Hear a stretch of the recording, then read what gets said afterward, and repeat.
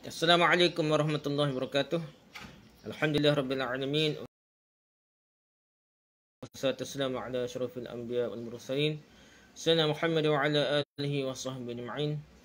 Rabbi shrah li sadri wa yassir li amri wa hlul 'uqdatam min lisani yafqahu qawli. Amma ba'du. Kita sambung balik perbincangan kitab kita ni Sahih Fiqh Sunnah. Karangan Abu Malik Kamal bin As-Sayyid As-Salim, ulama di Mesir. Dan kita bincang bab hudud lagi dah. Siri kedua lah bab hudud ni. Pengaruh taubat dalam masalah hudud. Taubat ni baca bagaimana dia boleh ke membatalkan hukum hudud ke macam mana ke? Okay. Pengaruh taubat dalam masalah hudud baik penolakan maupun penerimaan terjadi atas dua hal. Dua perkara kita nak bincang lah. Pertama, taubat tersebut dilakukan setelah ditetapkan hukum had atas seseorang. Maka taubat itu tidak menggugurkan had menurut sepakat ulama dia. Taubat tu bila jatuh dah hakim mahkamah orang apa cara-cara jatuh hukum.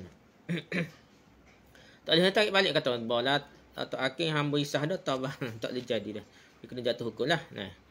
Yang kedua, taubat tersebut dilakukan sebelum ditetapkan hukum had atas seseorang. Maka pengaruh taubat terkait pengguguran kejahatan yang berkuasa-kuasa berakibat had dalam hal ini terbahagi jadi dua bahagian. Jadi kalau kita kata taubat boleh setara mana ke tak boleh ke, kita kena bincang dalam dua perkara lah, dua hal lah. Iaitu poin yang disepakati dan poin yang dipersesuaikan para ulama. Pertama, poin yang disepakati dah. Tidak ada perbezaan pendapat di antara ulama fiqh terkait hukum had ni, penyamun, hirabah dan orang yang murtad bahawa hak keduanya gugur dengan adanya taubat. Bila taubat penyamun itu dilakukan sebelum ditetapkan hukum atasnya. Demikian pula had, hukum had, hududlah hadnya. Orang yang meninggalkan salat. Bagi orang yang menghukuminya dengan had. Ada ulama khilaf lagi, ada kata hukum hudud, ada kata had. Tidak lah. Tinggal semuanya ni. Berdasarkan firman Allah Taala, A'udzubillahi minasyaitonirrajim. Innama jazaa'ul ladzina yuharibuna Allah wa rasulahu wa yas'una fil ardi fasadan ay yuqattalu aw yusallabu aw tuqatta'a aydihim wa arjuluhum min khilafin aw yunfaw min al-ard dhalika lahum khizyun fid dunya wa lahum fil akhirati 'adzabun 'azim illa alladhina tabu min qabli an taqdiru 'alaihim fa'lamu anna Allaha ghafurur rahim. Artinya hukumnya bagi orang yang memerangi Allah dan Rasulnya dan membuat kerosakan di muka bumi hanyalah dibunuh atau disalib atau dipotong tangan dan kaki mereka secara bersenang atau diasingkan dari tempat kediamannya. Jadi demikian itu kehinaan bagi mereka di dunia dan di akhirat. Mereka mendapatkan azab yang besar. Kecuali orang yang bertaubat sebelum kamu dapat menguasai mereka. Maka ketahuilah bahawa Allah Maha Pengampun lagi Maha Penyayang.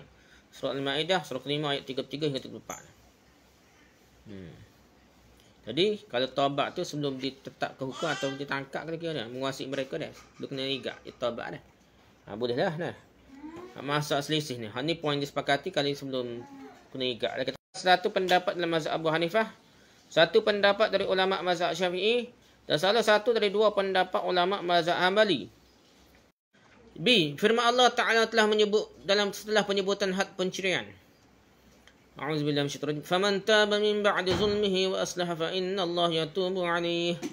Tetapi barang siapa yang bertaubat setelah melakukan kejahatan itu dan perbaiki diri, maka sungguhnya Allah menerima taubatnya. Surah Al-Maidah surah 5 ayat 39.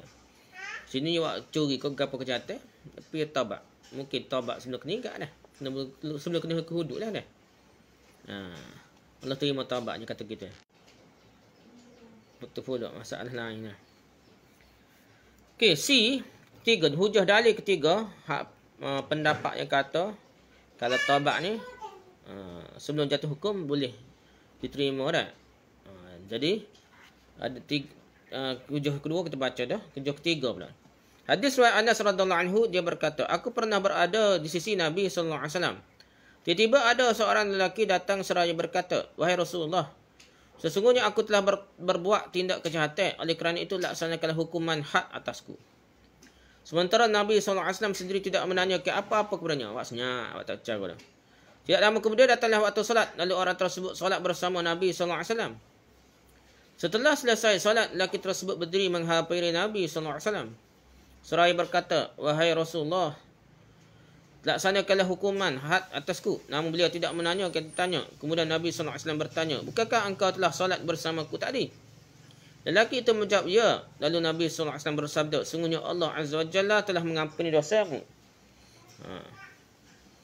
Hadis sahih hadirat Bukhari dan Muslim. Pada sebahagian riwayat disebutkan bahawa lelaki itu berkata, sungguhnya aku telah berzina. Tu ngakulah. Hadis lagi riwayat. Al-Hafiz Ibn Hajar dalam Fathul Bari mengatakan,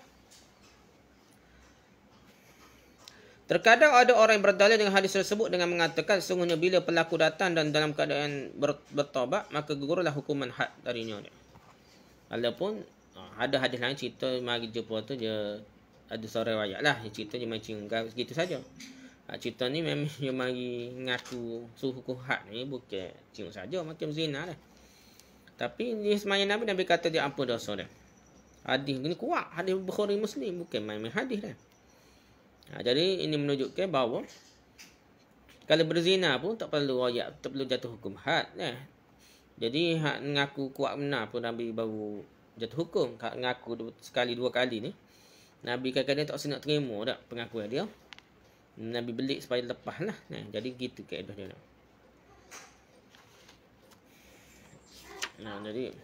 Jadi tak betul lah setengah orang kena ngaku ataupun setengah tu motivasi ni.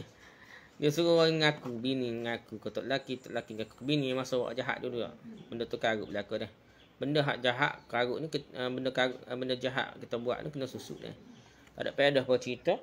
Buka lembaran baru, bina hidup baru, bawa cara benda-benda lama dah. Yang keempat dah. Yang keempat dah. Hadis riwayat Wa'il bin Hujr radhiyallahu anhu. Pada subuh yang gelap, seorang wanita terbiasa solat ke masjid mengalami sesuatu yang dibenci oleh dirinya.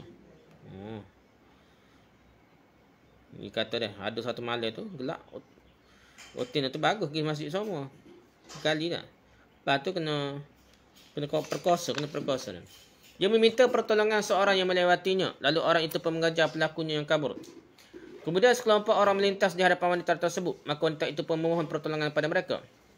Orang tersebut mendapati lelaki yang pertama kali dimintai pertolongan oleh wanita tersebut, maka mereka dia telah bertaubat kepada Allah.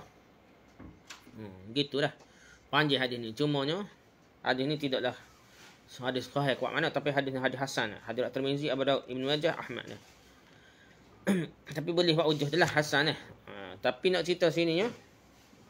Ada orang dia tolong lah, dia kena tuduh dah. Ni masalah juga dah. Jadi masalah utama hati nak tuduh dia dah. Tina tu tak tahu siapa-siapa dia gelak ke apa tuduh mana bodoh dah.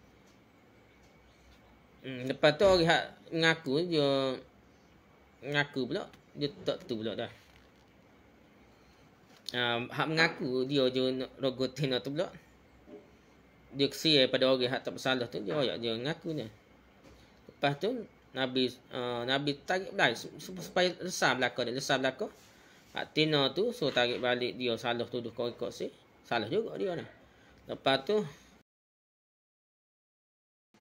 hak jatuh kena tolong tu nak memang sia dia ke dia dah. Hak jatuh hak rogo sungguh tu. Dia Nabi kata dia dah bertaubat dah. Maksud dia yang pentingnya setiap perkara tu kalau boleh selesai cara molek dan selesai tu tidak mesti jatuh hukum hudud lah.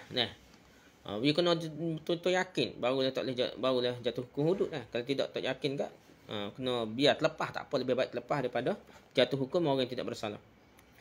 Ibn Qayyim berkata tidak diragukan lagi bahawa kebaikan yang ditunjukkan oleh lelaki tersebut adalah pengakuannya tanpa ada paksaan dan berdasarkan keinginannya sendiri sebagai bentuk rasa takutnya pada Allah Ta'ala semata-mata dan membebaskan seorang Muslim yang tertuduh dari kebinasaan. Dia takut mati saja kena reject dia ni, siap ke dia, baik yang ngaku dah.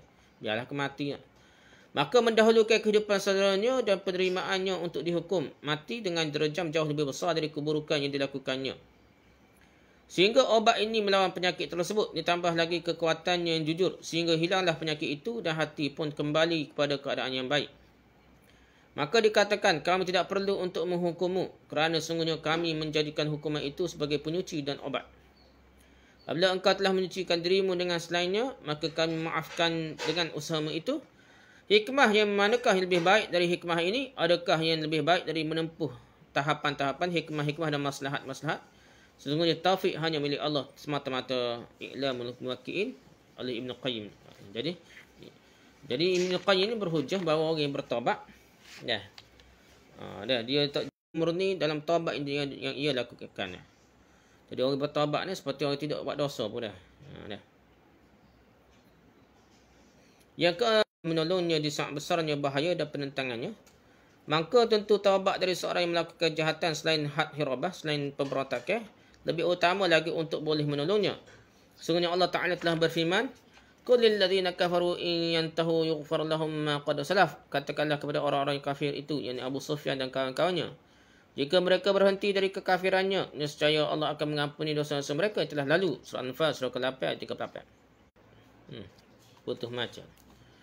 Kedua, bahawa taubat terkait hudud sebelum ditetapkan hukuman tidak menggugurkan hak tersebut.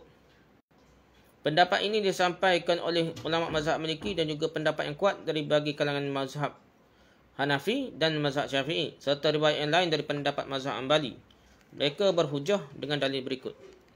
Keumuman ayat-ayat terkait penegakan hudud dalam Al-Quran, mereka mengatakan bahawa ayat tersebut bersifat umum mencakup orang-orang bertaubat dan selain mereka. Orang yang tak bertaubat pun, orang bertaubat pun kena berlaku. Sebenarnya ini dapat jawab bahawa yang demikian itu termasuk keumuman yang dikhususkan oleh hadis sebagaimana telah berlalu pada dalil kelompok yang pertama. Syekh jawab lalu, kita setuju pendapat ni walaupun ni jumhur ulama dah. B. Hadis terkait hal ini bahawa Nabi SAW menegakkan had atas orang datang kepadanya dengan bertaubat. Di mana orang itu meminta penyucian diri dengan penegakan had seperti Ma'iz dan wanita di kabilah Ghamidiyah. Ma'iz tu lelaki lah. Lepas tu selagi wanita dari kabilah Ghamidiyah yang mengaku zina. Semua tu kena rejam dah. Para ulama tersebut mengatakan ada kata taubat sebelum penetapan hukuman dapat menggugurkan had, tentunya Nabi SAW tidak menghukum mereka. Dia mereka taubat, enggak apa hukum lagi tak? Pernyataan mereka dapat dijawab bahawa hukuman had merupakan penyucian diri dan taubat juga penyucian diri. Dua sahabat tersebut memilih penyucian diri dengan cara tegakkannya had dibanding penyucian diri dengan cara taubat. Keduanya menolak kecuali disucikan dengan hukuman had. Maka Nabi SAW bersabda terkait Ma'as, Halla taraktumuhu yatubu fayatuballahu alaihi. Mengapakah tidak kalian biarkan dia agar bertaubat sehingga Allah menerima taubatnya? Sanadnya Hasan kita bincang dah sebelumnya. Bila ditentukan hukum had setelah taubat, tentunya Nabi SAW tidak membolehkan para sahabat membiarkan Ma'iz untuk pergi. Akan tetapi seorang pemimpin dapat memilih antara melepaskan pelaku sebagaimana Nabi SAW bersabda kepada pelanggar had yang telah mengaku, Pergilah, sungguh Allah telah mengampunimu. Hadis-hadis engkau akan lihat bahawa hadis tidak menunjukkan apa pun kecuali pada pendapat pertengahan ini saja. Wallahu a'lam. I'lamul Qa'in ni pendapat Ibn Qayyim Jauziyah dalam kitab usul fiqh dia lah. I'lamul Mu'tad. Bincang-bincang ni sebelum putus hukum oleh mahkamah. Kita kata dah. Apabila ia bertaubat dalam hati baktinya, maka hak berkedudukan sebagai kafarat penghapus dosanya dan ia mendapat pahala atas kesebarannya. Boleh taubat pun